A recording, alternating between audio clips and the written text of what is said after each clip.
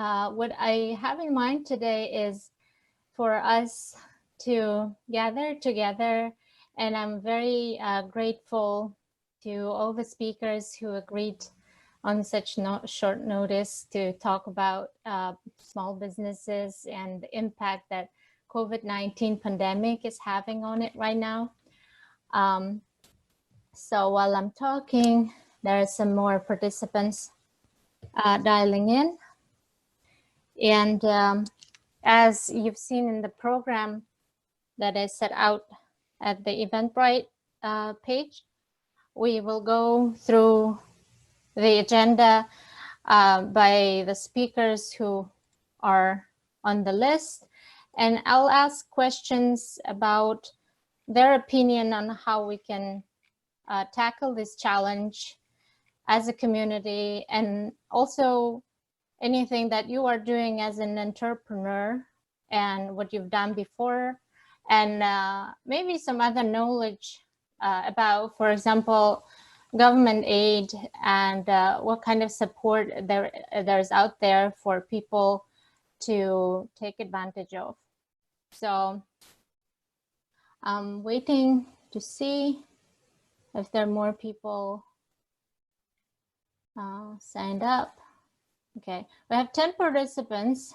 We got 10 people confirming attendance, and it should be about 15 people together with the speakers. I'm assuming that a lot of people right now are very busy with trying to figure out what to do daily in their businesses. So not necessarily they're here right now because we got this time convenient for the speakers. So assuming that, I'm going to record this from permission with all the speakers, and I'm going to distribute this video to all of you and also post it on the social media so other people who couldn't attend today in person can view it and learn from it. So yeah, I think 5 minutes courtesy is good enough, and we can go ahead and start. So first of all, I'd like to introduce Ayman El Tarabishy. He's a professor from GW, and he's also an executive director at the International Council for Small Businesses. I am very happy that he was able to join. And first of all, I'd like to welcome you. And then start off, what do you think about this whole situation? How do you think the government is acting right now? Is this going to be enough help for all the affected businesses? And definitely some actionable advice from you to anyone who's in business or even independent consultants as well. So I'd like to keep it to about 10 minutes per speaker so we can end the overall session in 1 hour. And then later we can have some questions from our audience. Thank you so much. Welcome. Thank you very much. Excellent time for putting this session together. I am delighted to be here. My name is Ayman Tarabishy. I'm the Deputy Chair of the Department of Management at the GW School of Business, and I'm also the ICSB, the International Council for Small Business, and Executive Director. We're all working from home here, so my wife is taking the office because she has another call, so I am left in the kids' room, right? So this is my new office, and I'm sitting in a small desk that's 2 feet by 2 feet. So I call it my portable tiny desk, but I'm on Zoom now, so it's called the Z Tiny Desk. So that's what it is, the Z Tiny Desk. Yes, so it's going to be the new normal here. Everybody's going to have a portable desk, and then somebody's going to steal my idea and create Z Tiny Desk, which is a desk connected to Zoom as we move forward. That's an excellent creative idea. But this is kind of what we are at today. It's everybody's the word that was popular last year and a couple of years ago is pivoting. I think everybody is not just pivoting, everybody is doing double, triple, and quadruple pivots all at the same time. And they're trying to salvage what they can and keep the ship afloat and moving. And so as much of this is happening as well, they also have the major issue of health and safety for themselves, their family, their loved ones, and also their employees. So there's a human aspect that takes priority, but then at the same time, their mind is worried about the business. Will it survive? Will I go through this? And it's a very stressful time, as we all know. Everybody's stressed, extremely stressed. And for young ones and everybody, also the elder generation, it's not just stressful, it's traumatic. This is not some, my young kids and college students and high school students and so on. This is trauma for them. And for us, maybe we say we can deal with it as adults, but we're dealing with a very traumatic generation, and we're going to see the effects of this for decades to come. So we play a very critical role here. So small businesses, in my opinion, have to be resilient. That's the key point here. We've been through this with the financial crisis in 2007, 2008, and the word that came to be was that small businesses were resilient. And so more than ever, we need these small businesses to be resilient. So what does that mean? And we probably hear it in the media a lot. We hear it in the newspapers. We hear it everywhere. A lot. Everybody's giving us tricks and tips and best practices and so on. And there's too much information overload, to be honest with you, for these small businesses. But we can simplify it into three things, in my opinion. And then I'll look forward to hearing about what my colleagues think about this. Is first of all, the United States Congress has put together a $2 trillion package. And it has many different features in it. It has the emergency loans, which is up to $10,000, and that you can apply immediately to. And I've been through it. I've checked it actually out. It takes about 20 minutes to do online, and that's just a kind of knee-jerk reaction. Try to get that as fast as possible. And then there's you can just Google it, and it's everywhere. Everybody's listing it. So that's first thing you can do right away. I have students at George Washington University that are in my entrepreneurship class, that are in my small business class, and I email them saying, tell your mom, tell your dad to go fill this form out. So actually my students as an assignment are helping their parents fill out these forms. It's as simple as that, and the US Congress has done a fantastic job sharing this out. The Small Business Administration is doing as much as possible to share this out. That's number one. There's also the Paycheck Protection Plan, which is came out and it's being rolled out extensively. That's another one that you can do. And then there's some grants and loans you can apply. So if I was a small business, and if I was going to split my day into three parts, the first part is to sit down and not delegate this to anybody else. This is more roll up your sleeve type of thing and go through everything with your team and saying, we need to fill out every single conceivable form to get as much support from the government as possible. That is not something that you delegate. This is not a delegation request. This is something that you do personally, because you need to make sure it's done properly. So that's one in terms of government support. In terms of operational support, we're stuck here. We're at a standstill for a while here. So you need to quickly realize what is key priority for you, right? And this is your dashboard. I call it your crisis management dashboard, right? What you salvage, what can you keep as a top priority that is not negotiable? Then you have a second tier and then the third tier, right? And then it becomes a balancing act of what you can sustain, right, from this dashboard, right, and how much time you can commit to all of this, right? And that's something that you need to spend the second part of your day on, is the crisis management dashboard, okay? And that's critical for you to do.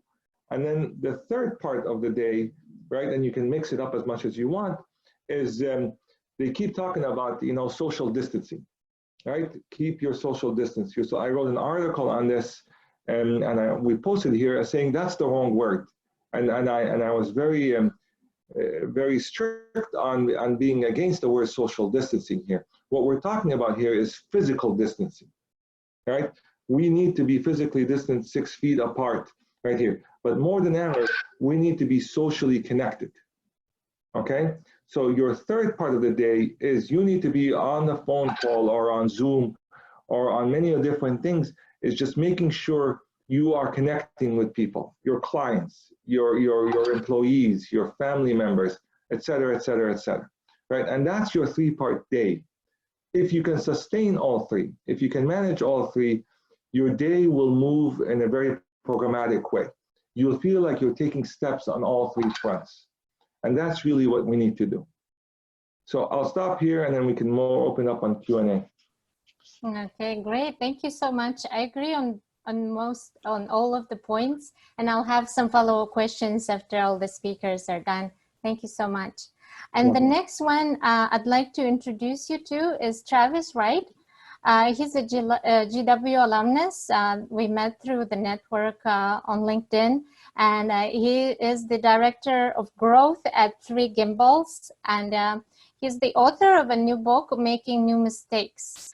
And I think it's a really great time for his book because it's about how to innovate and how to reassemble in crises for leaders and for business owners. Welcome, Travis.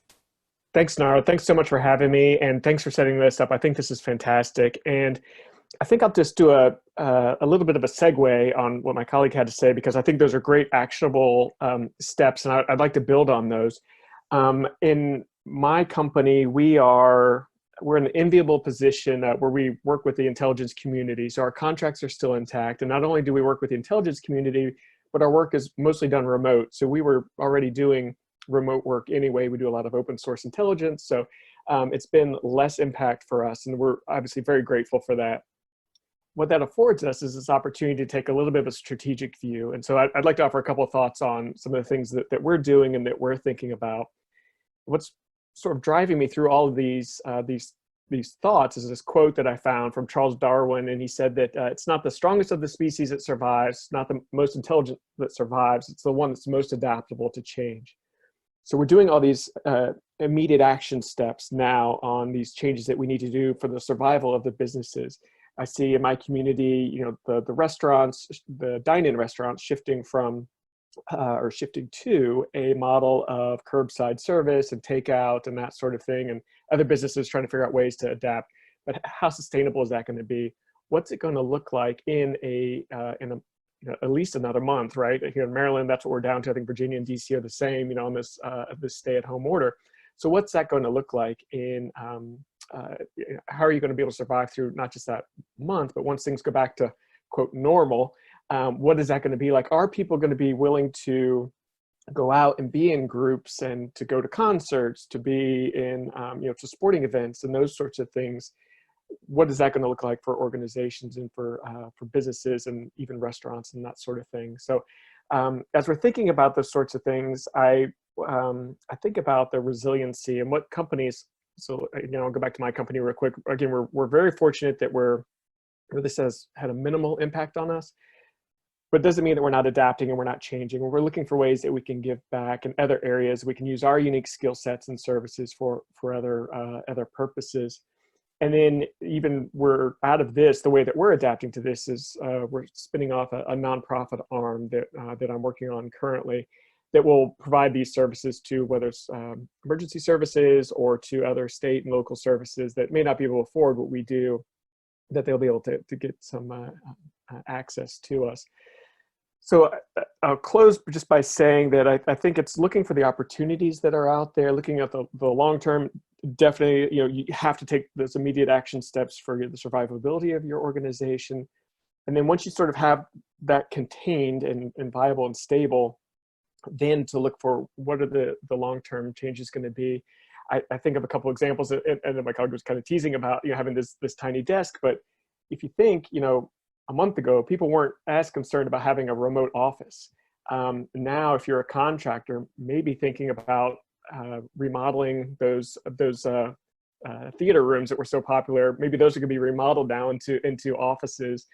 When people go out and they eventually go and buy homes, if they were looking for a 3-bedroom because that's what they needed for the size of their family, maybe now they're looking for a 4-bedroom because they're like, well, I'm going to need to have a remote office. So thinking about those sorts of opportunities and what that might look like, from either simple things like redecorating to improving the infrastructure and internet infrastructure in homes and that sort of thing. There's some opportunities there for some innovation, I think. So again, Anar, thank you really very much for this opportunity. Okay, Travis, thank you so much. I think we talked about some of these creative ideas on the podcast when I interviewed you recently, and I think those are really wonderful. And I've seen people using them and implementing, and we're going to definitely talk about the long-term game, and I'm really interested in that right now. Next one up is Jill James, and she's the director and the financial coach at SIF Industries. It's her own company. And she's one of those people that, what Ayman Tarabishy was saying, that helps small businesses to get their heads around this flood of new information, and especially all these financial programs that sometimes small businesses are not very savvy with. So today, Jill is going to give a summary of what is the action plan and what are the most impactful and the most useful programs out there. Thank you, Jill, for joining. Absolutely. Thank you, Anar, for having me. Well, I have to say, I started my business when I was 7 months pregnant with my son, and I've run it out of a backpack for 4.5 years from 14 countries and 26 states. So after a while, you get the infrastructure, you get used to it, you got all the tips and tricks. So the great thing about this, I think, for those of you who haven't had that opportunity, I mean, we lived in Spain last year. I mean, unfortunately, we can't go back there right now, but, if you do want to have a more flexible life, if you want to start a business, if you want to do more things, I think there's going to be a really huge opportunity around people realizing that they don't have to be tethered physically to a place. Oh, thank you. That's my husband with a cup of coffee for me. Thank you. Because my office is in an open space in our house because people aren't usually here. So we're also playing House Jenga here. So I do think that the nature of work will change. A lot of people will never go back to work. I spend most of my time talking to people who are either considering starting a business or have started a business, and it's just not. They come from creative or managerial backgrounds where they've never had a P&L. They maybe never have had to manage people. And I fill that in, and my team fills that in as sort of a COO, CFO. We actually do real strategic planning for them. I only work with self-funded businesses, so they're not going into the accelerators. They're not getting, the kind of help that companies that are going for venture backing are getting. So, I have worked at those companies. I was in investment banking, I have an MBA. I'm trying to be that thing for those business owners so that they can be good at figuring out what their product and service is and finding out whether there's a customer for it, and not all of this downstream stuff that we're talking about right now.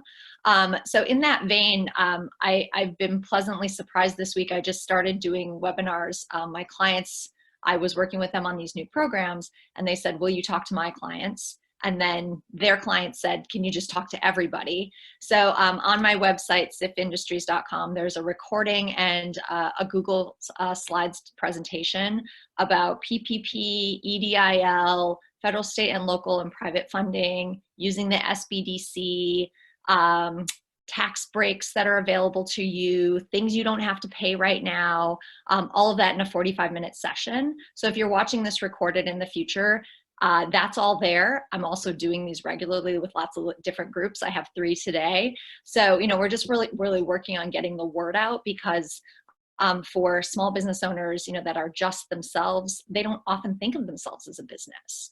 I've had many people that I've talked to, and they're like, well, when's my $1,200 showing up? And I say, well, why aren't you going for the $10,000 you can get right now? Like, why are you worried about $1,200? Like, go get the $10,000. And they're like, can I do that? Right? And they're a business. They have 1099 income, or they've, sold something in the last year where they took the money directly and put it in a bank account, and that makes them a sole proprietor. And I just don't think a lot of people think about being a business. This is one of the challenges that, we have in getting small businesses going. A lot of people have a side hustle or kind of want to dip their toe in it. And they don't make the leap of thinking, I am a CEO, I am a business owner. So right now it's particularly important, I think, as Eamon was saying, like if you know someone who qualifies as a business owner, remind them of that fact, because there are thousands and thousands of people. I mean, 98% of companies never get venture capital. They never crack, $500,000. Only 7% of companies ever crack $1 million in sales, right? So the vast majority of US companies are smaller companies, and they don't have anyone to help them with this. So if you can share the information, if you can share what you know, I mean, I think that's the greatest public service right now, of keeping those families afloat and the 2 or 5 or 10 people that they employ, keeping them in business, so that we can really build upon this, and they have an opportunity to pivot, because right now a lot of them are just straight up closed, zero opportunity for revenue. So whatever help that we can provide to them in this time, I think, is a be of service mindset. That's really, really important for this huge group of people that don't even have a banker sometimes, right? They just set up a bank account, and when I say go call your banker, and they're like, I don't have a banker. What are you talking about?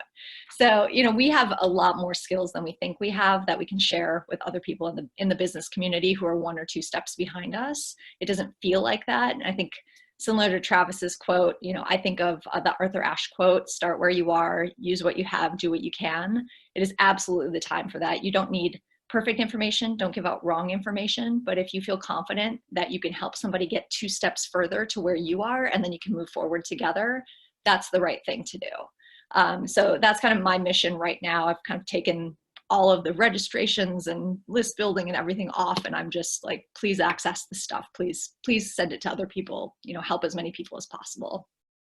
Mm-hmm. So with that in mind, Anar, do you want me to talk specifically about like the PPP versus the EDIL, like the big loan programs?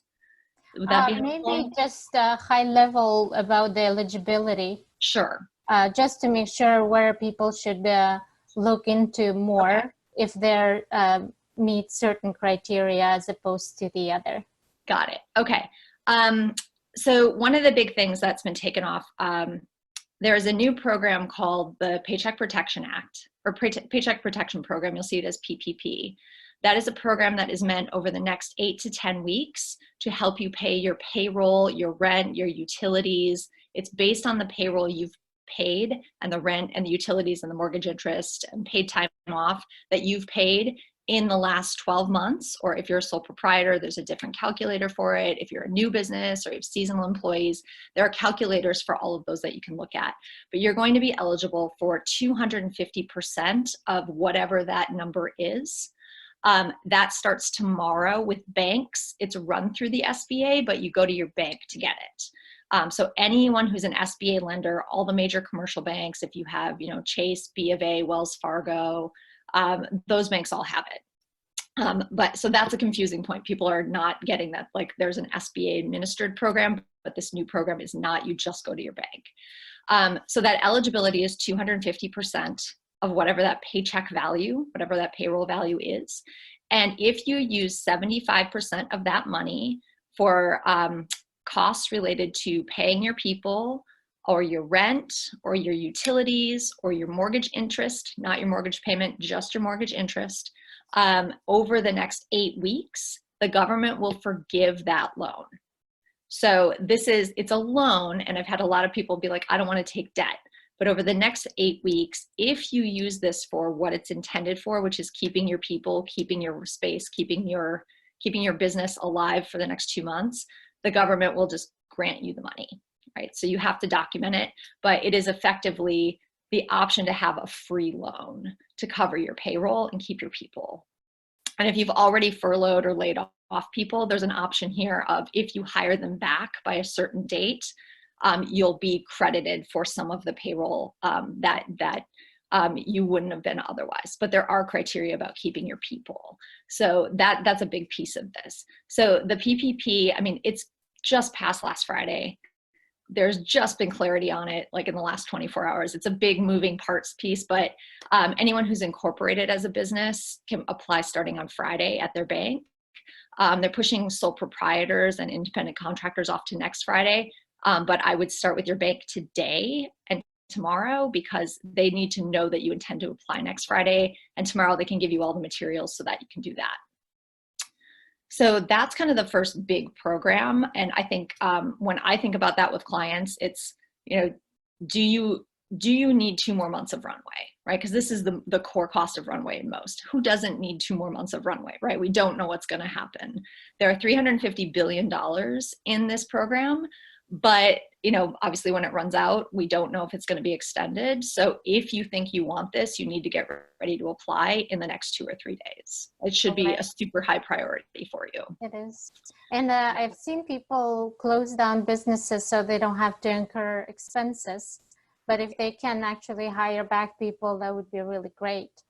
And moreover, I think I don't want to leave it to the end, because the question is very specific. And I had some clients that were closing down, and they were saying that I can't really go and I won't be eligible getting any assistance because my spouse is working and her or his a paycheck is stable, working from home. So, you know, their income as a family is okay. Are they still eligible? Yes, it is solely based on your business unit, not your family income, not what you made last year, not what you, it's a little bit about what you paid yourself last year. Because we were talking about the mortgage interest, and that's where people get it confused, because it doesn't sound as sort of fair. If you have enough to pay your basic expenses, you kind of don't want to step into the shoes that are the shoes of people who actually can't afford anything anymore. However, if you do want to save your business, you can still apply for this program. So that's important note. Yeah. Well, thank you, Jill. And I encourage everyone who's listening to check out sifindustries.com. That's your website, and get more information and coaching from Jill. Thank you. Sure. Our next speaker is Rick Morris, we met because he's a big evangelist of project management. That's my field of expertise. And he is an incredible entrepreneur,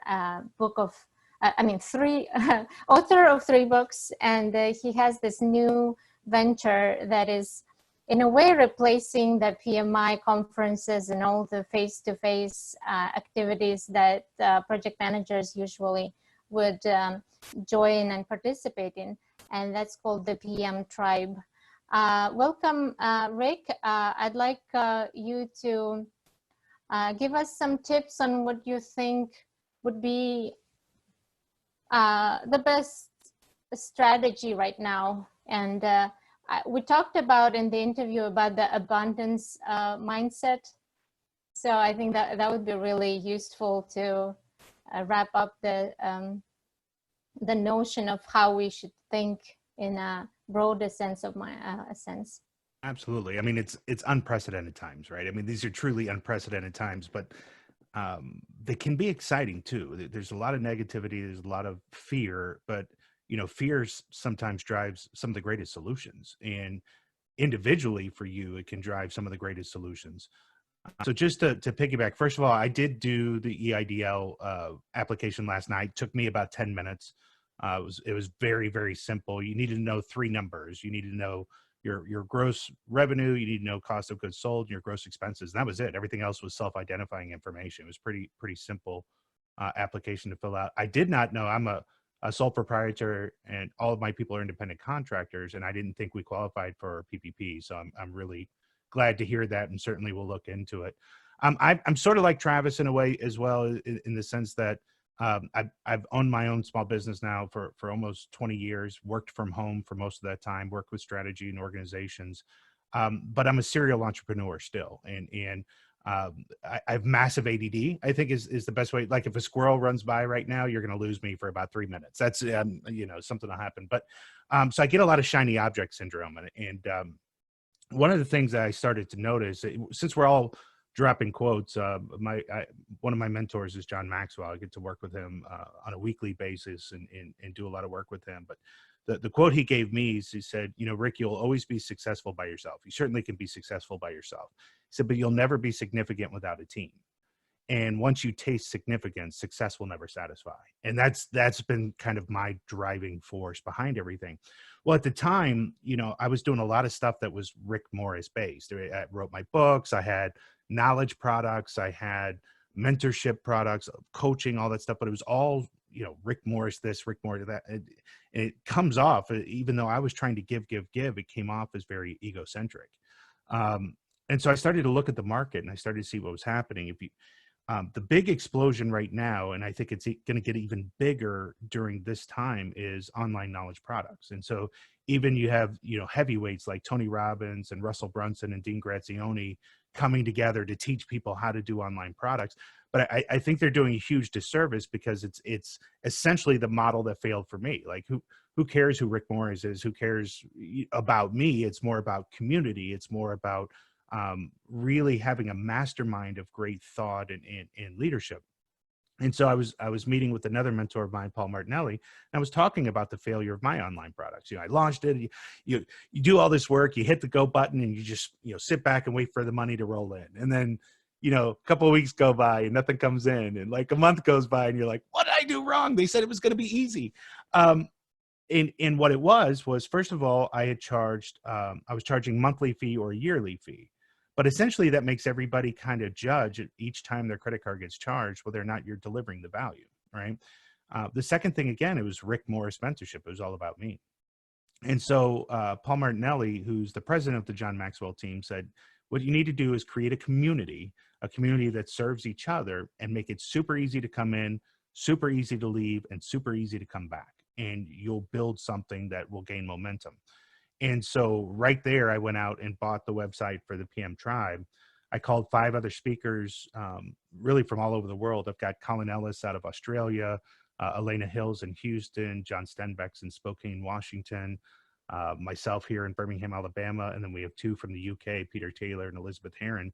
And all of us have been speaking for the last 15 to 20 years in project management, written books, have our own kind of little communities of followers. And we banded together to build the Project Management Tribe, the PM Tribe, which we just officially kicked off yesterday. We had a pre-launch in March. Well, the thing about that is the timing aspect of it, right? You know, luck is where preparation meets opportunity. We've been working on this for a couple of months and had decided already April 1st was the launch. We had no idea that almost our whole source of revenue and income, which is speaking at large events, was going to go away. I probably have seen about $350,000 of fees go away of what I was already booked and already kind of forecasting in my business. And so this is kind of a newer model. I bring that up to this group because I think, again, diversity. I think the unprecedented times are, I can't tell you how many people, I have 2 podcasts, wrote 3 books, all this stuff. People always go, how do you find the time? And this was my job. That was my time. But for all those people that say, man, I want to start a podcast, or man, I wish I could write a book. The biggest thing they always say in the greatest equalizer, I don't have the time. And we all of a sudden are finding ourselves with a tremendous amount of time. And the amount of distractions that we're used to, especially, families where, you had 8 different activities you had to drive the kids to, and all those different things that you have all of this time. And now is the time to really invest in yourself. And so as Anar was talking about, there's a scarcity mindset and there's an abundance mindset. So again, I'll use the stock market, for example. A lot of people are freaking out, selling out of the stock market. I'm licking my chops. I can't wait, because the prices that I'm going to get on Disney and Apple and some of these stocks that I wish I had invested in a few years ago. Like if you look at, which one was I looking at yesterday? It was at, Facebook. I looked at Facebook and I was about to invest at $70 a share. And I had somebody talk me out of it. And, first of all, if you ask for somebody's advice, make sure they know, make sure they know what they're talking about. Right? We always ask advice of our friends. Hey, you think I should buy this stock? That person has no idea what to do with stocks. And you're like, oh, don't do it. So I didn't. And of course it hit like 225 as a peak And that literally cost me probably $35,000-$40,000. But now it's sitting at like, I think 125 the last time I looked. It's coming back to those prices of, and we're gonna get through this. We're gonna rebound. So an abundance mindset says, what can I invest in right now that I wasn't willing to because it was too pricey or too costly? Now's the time to kind of get in to the market. Even if it goes down a little bit further, it's going to bounce back. I mean, essentially we just fell to where we lost all the gains since President Trump was elected. Not saying one way or the other, it's just saying the stock market rose for quite some time. It's now fallen underneath from when he took office. And so now if you're in at the market there, it's going to rebound at some point and start to make some money back that way. The other abundance mindset is, again, and I applaud you, Jill. I applaud you, Travis. You were talking about a nonprofit as well. Jill, you just giving your products away.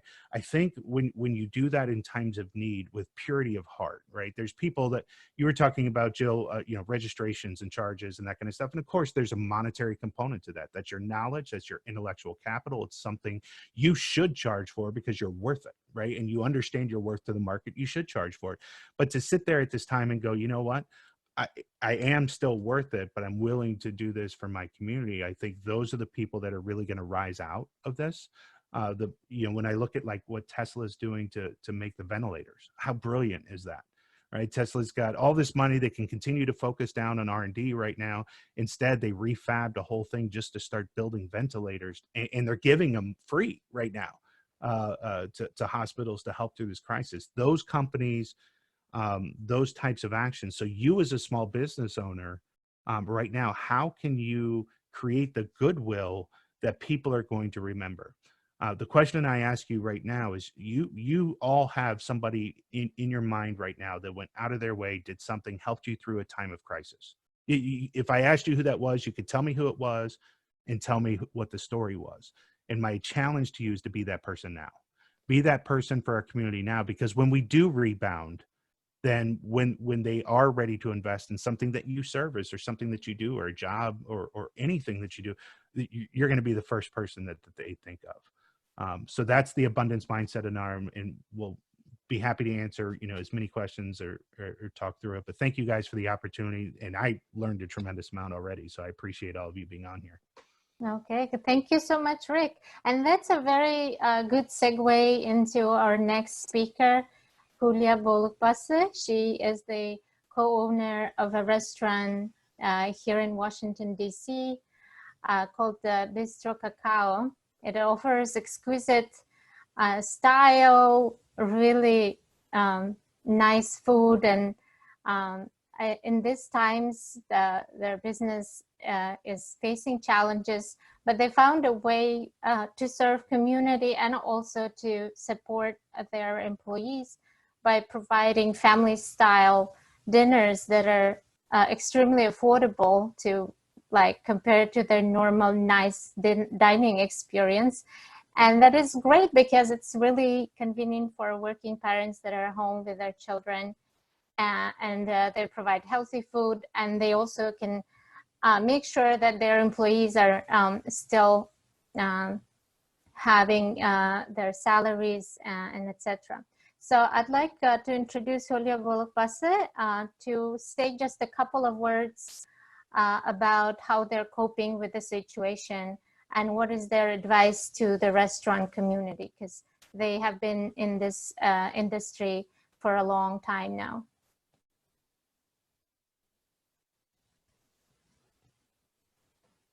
Hello?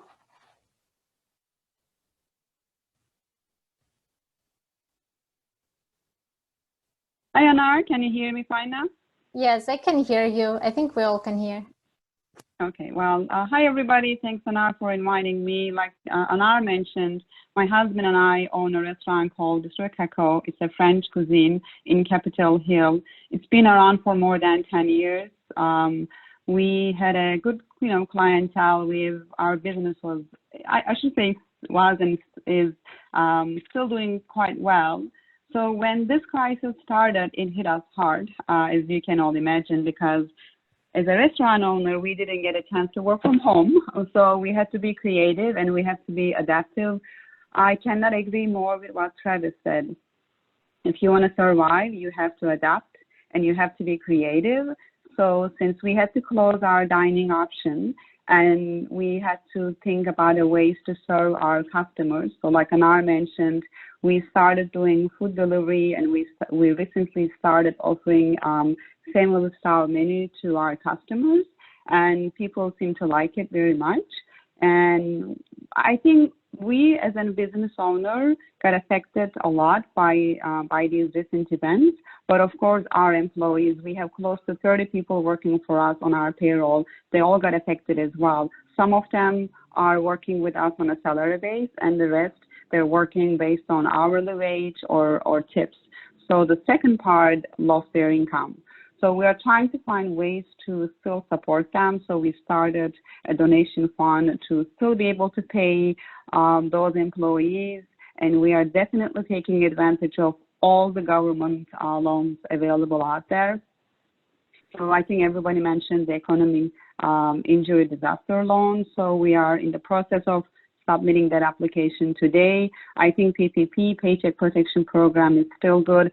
Our bank reached out to us with a lot of information, so I cannot thank them enough for definitely working with us on that process. So we are in the process of submitting our application for this as well.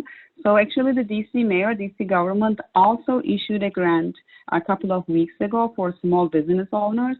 We applied to that program, the grant program as well. I haven't heard anything on this application yet, but I know DC government is also doing their best to help out small businesses located in DC. So I think, to summarize, there are a lot of information out there. We're doing our best to take advantage of all of them, not only for our business, but also for our employees.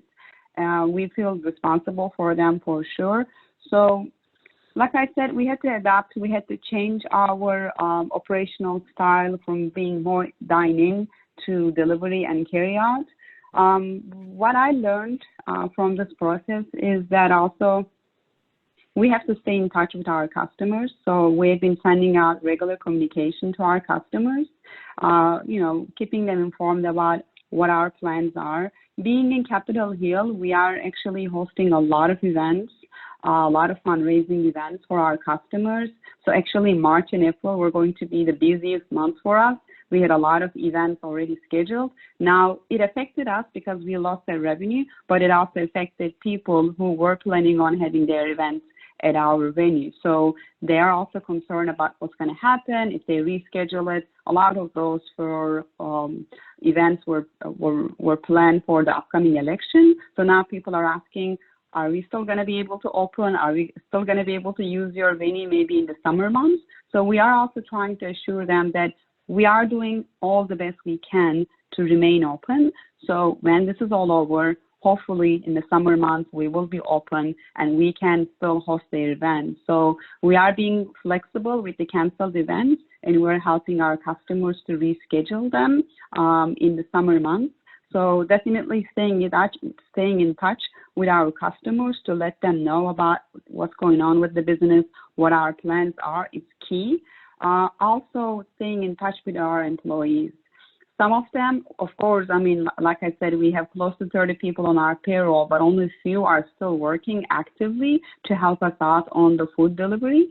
But the rest, they have to stay home. So they are also wondering what's happening. So I am also doing my best to send out regular communications to our employees who have to stay home and inform them about what we are doing as a business, what our plans are. So kind of ease them on what to expect for them, for their families. So communication is definitely key there.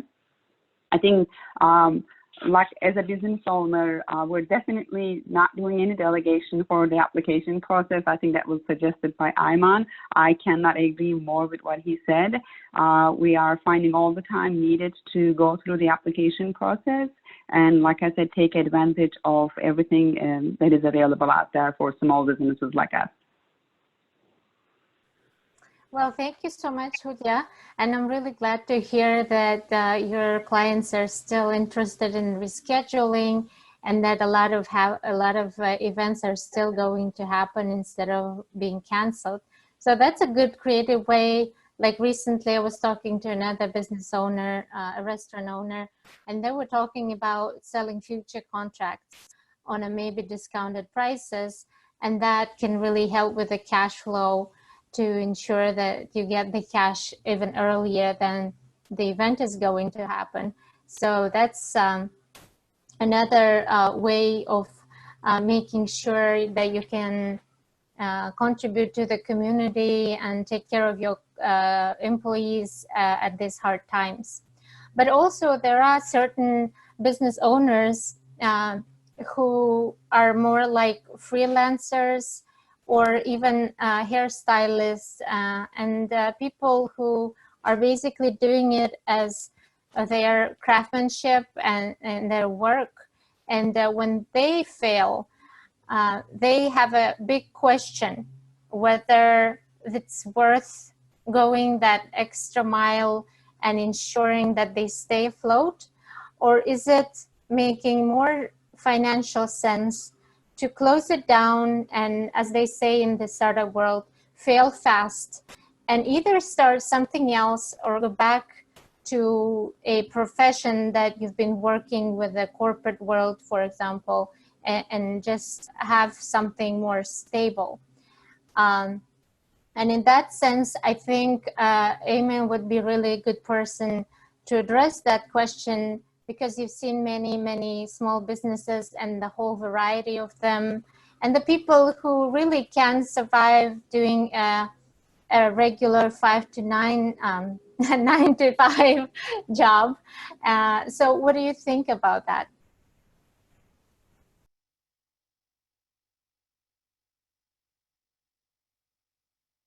Can you all hear me? Okay. Great. I think this is an excellent question that you ask, and I commend all my colleague panelists on their presentation here. I think it's too early to make a decision, to be honest with you. It's still, there's so many moving parts. And I think Jill mentioned it very exceptionally well when she said there's a runway. They gave you 2 months or 3 months worth of runway here. So don't make a decision until we see what happens after the 2-month runway. So imagine, Jill, I'm gonna take your analogy here. You're sitting on the plane and we're in the runway, and they're gonna tell you that we have a 20-minute delay. That 20 minutes can be 40 minutes, can be 60 minutes, right? Wait. Just the best thing is sometimes is just wait, because there's many different things that can happen while you're waiting. They might give you another package. They might do a lot of different things to jumpstart the economy. So even big companies are starting to reflect on what they should do next. Teleworking, telecommuting. It's too early to make a decision on anything. But what you need to do is, I think our colleague that they're running a restaurant here, is you need to know some dates. When will you be in the yellow zone, and then when will you be in the red zone? And what is your plan if you're getting too close to the red zone? What is the things that you need to do? Which take me back to what I said, your dashboard, your management crisis dashboard. When are you gonna execute, the red zone plan, which is saying, I need to do A, B, and C, right? And have that ready, because it takes time to think. And if it's written down, or at least it's on paper, or you have it conceptualized, this is when you start to execute, because then you don't want to be stressed, because you never know what also other stress points can come in, family, life, you never know. But at least if you have something down, you can always go back to this game plan of sorts.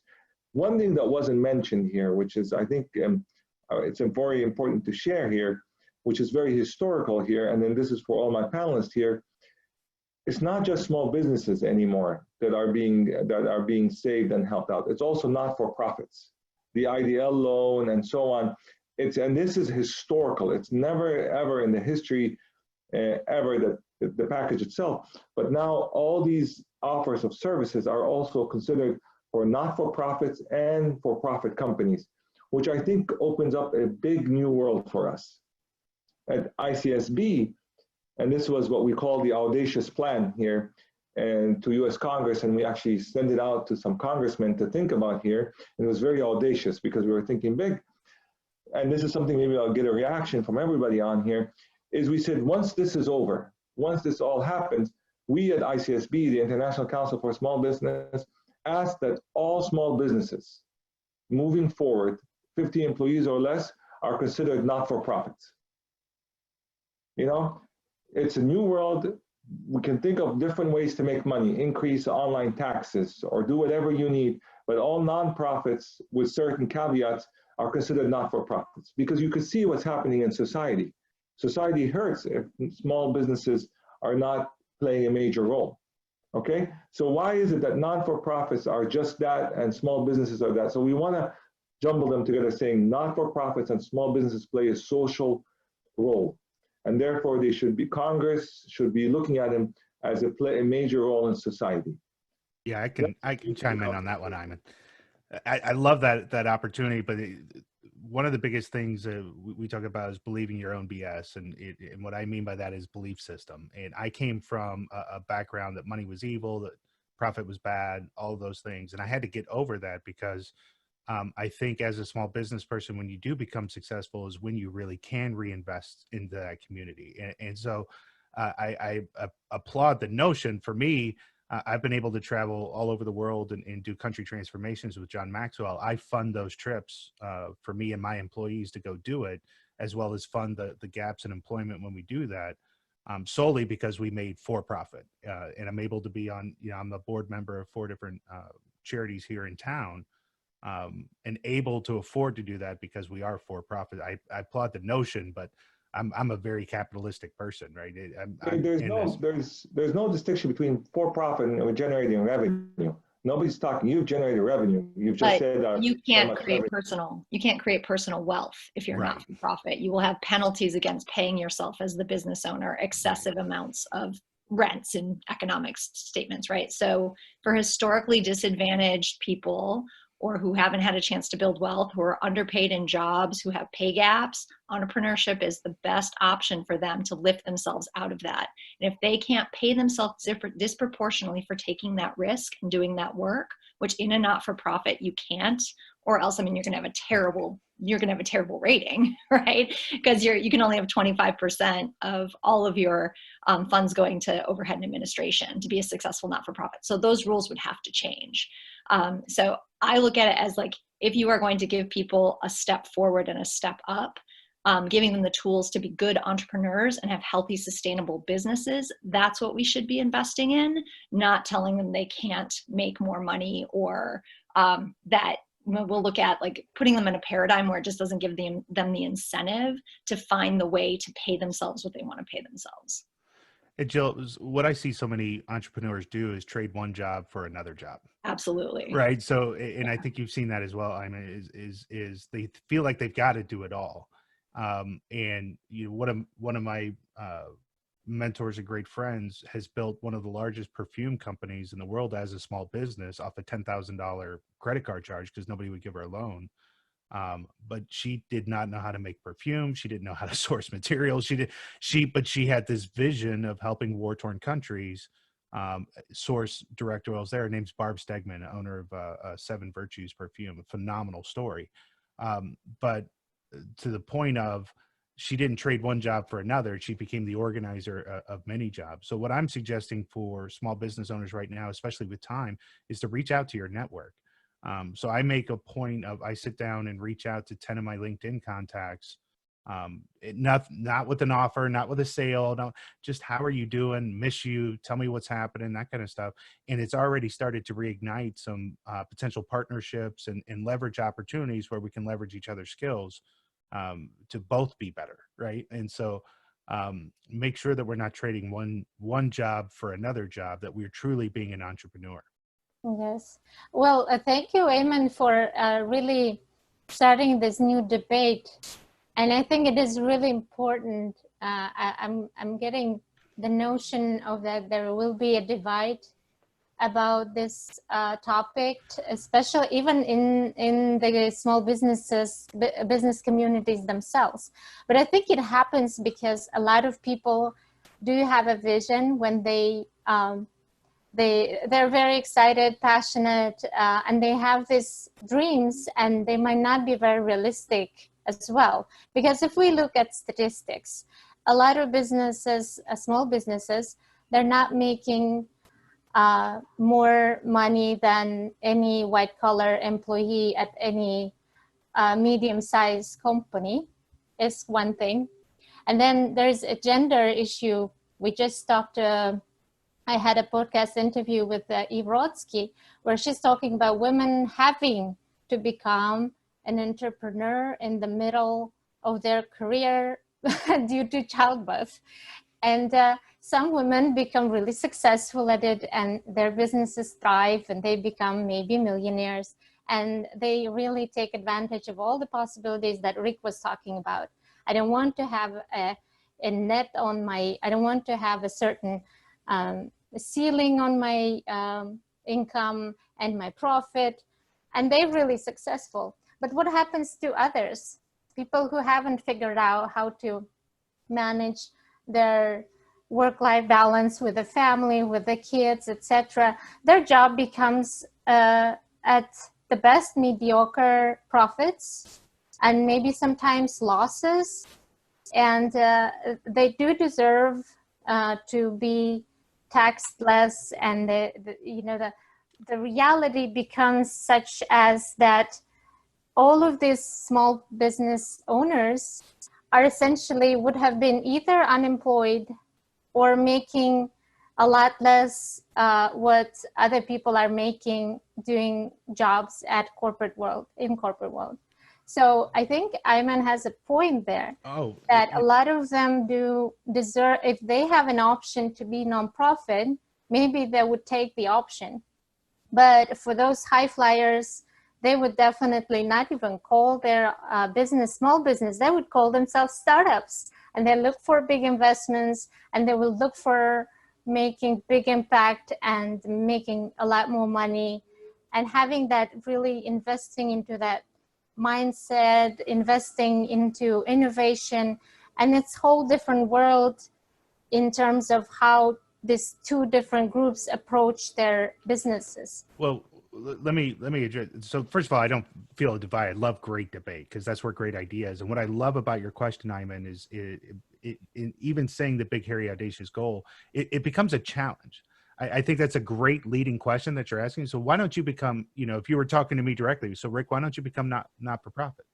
I think it's a great question to ask to get us back to the core that we all should have some sort of social impact in our business. So whether we're really going to convert to not-for-profit or stay capitalist, what do we do? What's the why of it? Is the why to generate money, or is the why to better society? And I think I'm assuming that's kind of the point you're going to as well. I mean, is not only from a capitalistic standpoint, but making sure that we're really servicing the community the way we should. Is that fair? Is that fair representation? Oh, I think what we see now is that all of humanity is coming together. Sure. Right? We can see this is all happening here. So it's the question that a lot of people say, let's get this over this, and then we'll get back to what we used to do before. Well, that's not going to happen. Everything is going to change, right? So what I was saying before is, when things come back, things are going to change. Education is going to change. Businesses are going to change. Everything is going to change. So let's us as a humane society or human society come together and say, what is the role of small businesses, right? What is the role of entrepreneurs that want to do these startups and these high growth ones that go get venture capitalists versus the restaurant that's in the district that's employing 30 people that has a social cause, right? That has a social purpose as well. They're affected. They're trying to save their employees. They're trying to save everyone, but at the same time, do good and be well at the same time. Nobody's stopping them from doing both. We should have this debate. This is something that we should have a discussion on, because everything is going to be on the table for that, for gender entrepreneurship, women versus men, right? The IRS calls it not-for-profit. And if you look at the history of why this was done, it was done because of religious entities, right? That they divided this. But we should have this discussion now to move forward. Again, this was started when the US Congress said, we need to help support non-for-profits. And they gave the IDL loans available for not-for-profits. This has opened up a whole new window for us to have this debate. Listen, if you're under a company and you're successful, you said you created a tribe. Fantastic. But you are creating a social cause for your business, which is significant. It's not about you, it's about the tribe that you're creating. Nobody's saying that you can't pay yourself a high salary. This is called social entrepreneurship or a B Corp, right? You could have this discussion moving forward and saying, I can demand a high salary, but I'm also creating a social product, which is a community. This is something us as a society need to come together. But I'm more particularly paying attention to these hairstylists, these coffee shops, these restaurants that are family owned, that are small, that have 5, 6, 10 employees. The future cannot be the same anymore. Yeah, Eamon, I think you're speaking to my clients, right? Like the folks that have said, I know that retail is in trouble. I know that having a storefront, I know that this isn't going to work, right? I also have a lot of clients that want to have a social component to their business, and the IRS is not set up to allow you to donate money in that way, even to qualified entities. So, there's a whole, I think the people that we need to be creative right now are lawyers, because lawyers have been trained to help us minimize our liability and minimize the risk to our businesses, instead of helping us open up new paradigms of how are we going to structure this in a way that helps us take care of our employees, that helps us contribute to our communities. How do we advocate for that? How do we write these paid leave? Within our businesses, we can do paid leave, even though it's not a national regulation, right? If you don't want to wait till you're forced to do paid leave and you want to offer it, there aren't a lot of incentives for that. So, when you work with a really good lawyer who says, let's look at what we want your business to be, and let's figure out how to solve for that, that's where you get B Corps. That's where you get, kind of these new structures that people learn to use. And most of the lawyers that I talk to are like, hard stop, bright line, don't do that. It introduces risk to your business, right? And so we've got an army of attorneys out there that understand how the tax law works, how, business regulation works, everything else. And instead of spending their time right now figuring out like, oh, how do we get around the affiliation loophole, right? Which is what everybody is putting their money toward right now. How do we get, startups with venture capital to be able to take advantage of these programs? Not that that's not worthy, but it's important. We need to enlist them to figure out like, how do we find these structures? How do we get past the liability paradigms of the 80s and 90s? And how do we create structures that enable businesses that are trying to do societal transformations, that want to take care of their people, that want to offer more? How do we enable them? Now, I think that could be an amazing outcome from this setting. I think the market always decides that though too, right? If you look at culture change, even from a company or a country, if we're looking to transform our culture, it either happens through evolution, which is top down, and that rarely happens, or revolution, which is bottom up, which is proven by the market. And years ago, we weren't even thinking about how could I own a business with no assets but still be highly profitable. Uber, Airbnb, all these organizations come. They're if you look at Airbnb competing with the Marriott's got to pay for the upkeep of all the different hotels and all the staff, and Airbnb has none of that cost, right? And so a whole evolution is beginning of people going, how do we run businesses without assets? How do we leverage people's personal assets to where they can make money and we can have a business? That's an evolution that I see, and I think the market kind of always pushes that piece. And so it's going to take 5-6 lawyers to all of a sudden just have this incredible practice of focus, and then everybody's going to go, hey man, how did I do that? Right? And that revolution is like, holy cow, they're killing it, right? How do I do that? And I look for the market to help push us in that direction. Yes, I think Eamon wanted to add something, right? I think I'm sorry, Anar, we got off target with this audacious plan, but what I like to do is bring it back to kind of the ground level here and talk specifically to the owner of the restaurant and everybody or the clients that you're working with here. My proposal or my recommendation is to start with the end in mind. Okay? Kind of say to yourself, I still want to be in business, have my employees, be ready to be alive and working, and let's say April of next year, April 2nd of 2021. Okay? So you put a date down for this, and now say, that's my start. That's the end date is my start. How do I work backward now so I can be here next year, same time, same place, and say, I still have my business. I still have most of my employees or all of my employees, and I still have my clients, and we're okay. We're okay, right? I think that's the key here. So if we start with the end in mind, then you can work backward with a plan that takes you all the way to there, right? There is no easy solution to this. There is no guide to this. You just need to understand what you have in place and how to get you there. And there's a lot of help that's going to come to you. You just need to figure out how to execute all of this. All right. That is really inspiring. Thank you, Ayman. And I want to just take a minute and say huge thank yous to everyone who joined and shared their knowledge. And I want to ask if there are any participants. I think we do have a couple that are dialed in.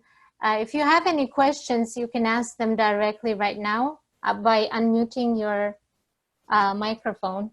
I will unmute it for you guys, and let's see if anyone has any questions.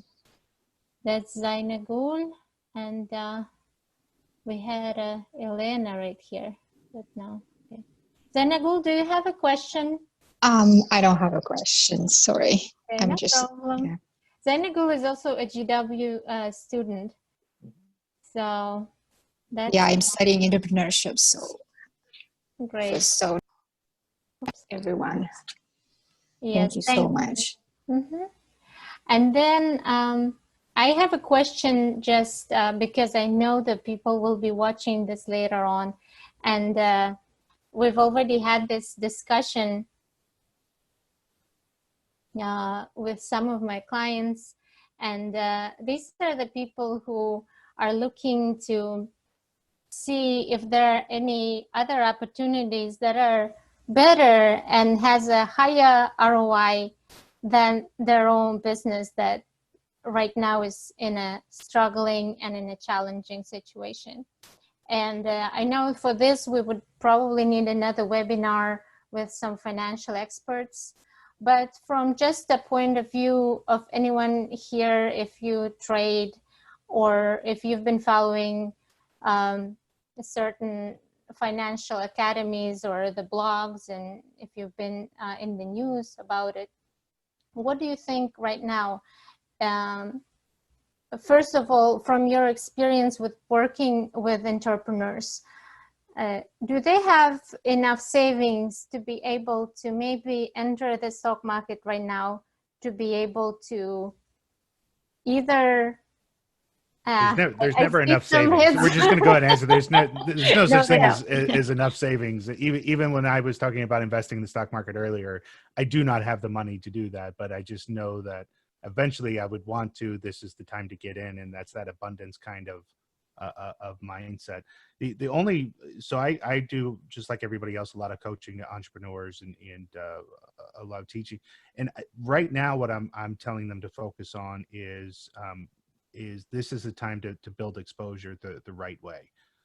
So a lot of my clients have come from the parents of the children of Hoover High School's Entrepreneurship Academy, which I donate. I help them do a business plan challenge that helps them get in scholarships for college. I teach junior achievement to them. I teach them about DISC profiles, and probably end up teaching 30 days a year to all the students there at the Entrepreneurship Academy. And then they start talking about what they learned from us, and then their parents get interested in my business, and I book clients that way. But it's really from a heart of truly giving back. So to answer kind of a question of are there other opportunities? Where are the people that you service congregating, and what is a service that you can provide, like Jill was doing? What's a service you can provide that's really going to help them out right now through teaching, training, education? I went to school at Tennessee with Peyton Manning, and Peyton's jumping on Zoom calls with classes. So he went to all of his old professors, and as they're doing Zoom calls, he's participating in class and kind of freaking the kids out, which is fun. But just there's a lot of different opportunities now, especially in the education market, since everybody's essentially using Zoom or a platform like that to finish out the school year, for people like Dr. Ayman, for Travis, myself, and Jill to even jump in and provide some of that knowledge directly to these kids and really kind of help them through those times of uncertainty. Yes. And I want to take a little bit different angle on that. One of the things I've seen with a lot of the companies I work with, even in good times, is they do not understand their unit costs. Yeah. So they could get out there and sell and sell and sell, and they're still not going to make any money.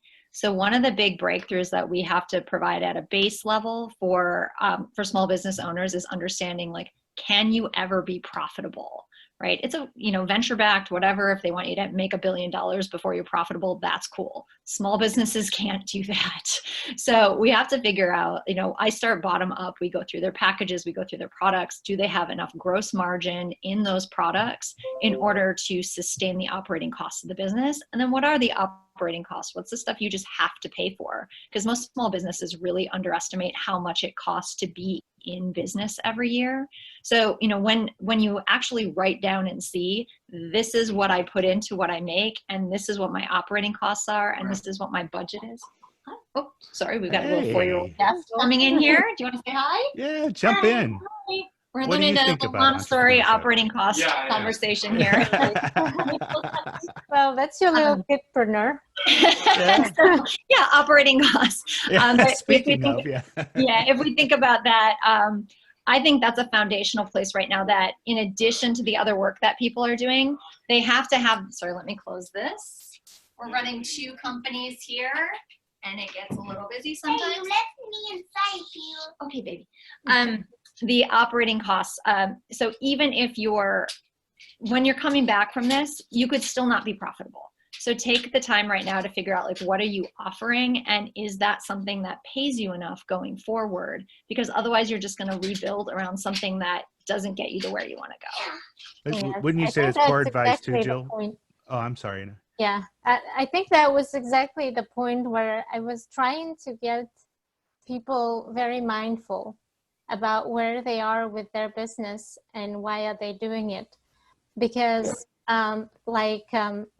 you've read a lot of financial books, I'm sure, that the investors make the most money, and that's the easiest route. So if the money is what it is, your goal, that sometimes that, investing into your financial education, being able to trade in the stock market professionally, that could be the easiest and the most direct way of creating wealth. So I wanted for people just to make that in like another option, not just be always busy and do something that you're doing, especially if having the social cause or having that particular mission is not the overall vision by itself. So this is just something out there for people to consider. Yes? Yeah, I think that you ask a very good question, but there's another one that I would prioritize. Right after you finish trying to get as many grants and loans from the government, I think you need to pull up all your rent programs, all your mortgage programs. You need to call these companies up and see what you can do with them. This is, you're in emergency mode here. So there's, you need to look at all the mortgages, all the rent. Renegotiation. Everything that you have, you need to spend a lot of time going through them, saying exactly what did I sign and what is this mortgage and how does this work and is it who's backing it up and how does it work? You call your mortgage companies up and you try to figure out a package with them. Okay, you again work with the end in mind, saying I want to still pay mortgage and rent. I want to be here until next year. So you need to work with me on to make this happen. Everybody is in the business of making society survive. So everybody will work with you to a certain degree. Do not say that this is not touchable. Everything, you can touch everything, you can work, negotiate, figure things out. Once you do this, interest rates are low. Once you do this, entrepreneurs don't speculate. They don't take risks. They're actually very moderate risk takers, and they have a lot of information. What the stock market is doing, it's going up and down. That's risky, right? And I don't think entrepreneurs are in the game of playing these type of risks, right? If you know what you're doing, that's great. If you don't know what you're doing, don't jump in just because you see it going up and down. Take calculated risks. Make sure that what you do, you can go at night sleeping well, not next morning realize that the market just dropped or the market went up. These are rides that you don't need now, but be strategic about it. I would look at the real estate market, to be honest with you, right? I would look at what you have in terms of that, and look at the real estate market and look at what's happening now, because from researchers saying the real estate market is the most stable. Okay, it's not touched yet after the stock market, the real estate market. So, and small business owners from research, if they have extra cash in hand, they don't go put in the stock market. They go buy another house. They go invest in real estate, because that's in long term, these are good investments, in my opinion. And that's something I would look at as well. But again, call the mortgage companies, call the rent companies, start figuring out how this package fits. That's your job now as a small business owner and a leader. You need to have full information at your hands. Yeah, and if I could just piggyback on that, I think the IRS quietly, in addition to giving us an extension, there are a lot of taxes you don't have to pay right now and may not have to pay for a year.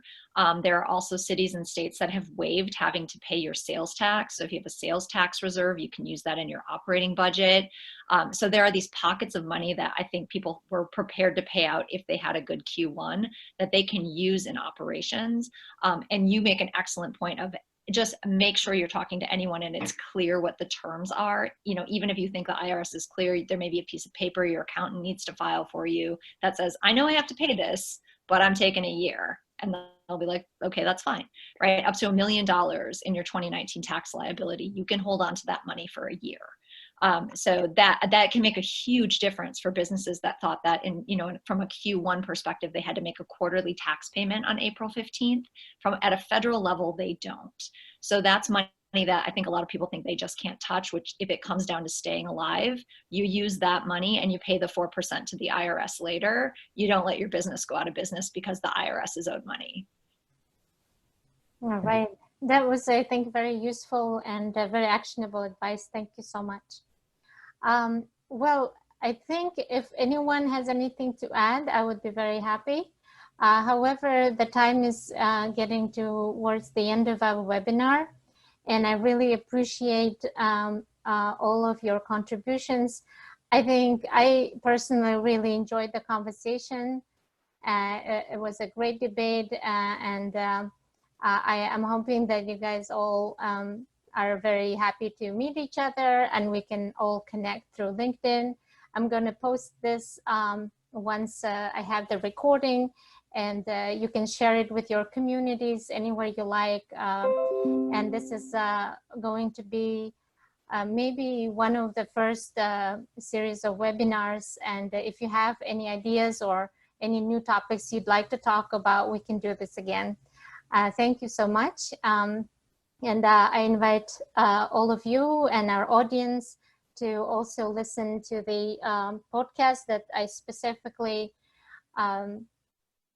devoted to small business owners and consultants and anyone who's interested in business to be able to access experts like you guys. It's called Open School of Business. It's available on all the platforms out there. So thank you so much and enjoy your work from home day today again.